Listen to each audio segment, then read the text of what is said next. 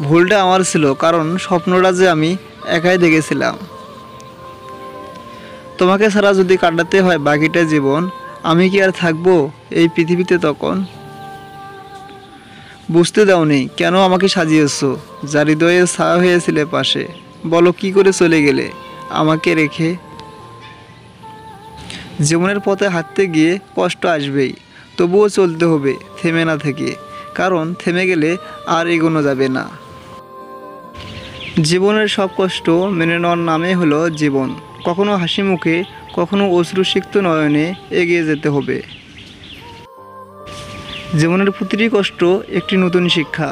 এই শিক্ষা আমাদের পরিণত করে তোলে, শক্তিশালী করে তোলে। জীবনের কষ্টগুলোকে হাসি মুখে গ্রহণ করো, কারণ একদিন এই কষ্টগুলোই তোমার জীবনের প্রেরণা হবে।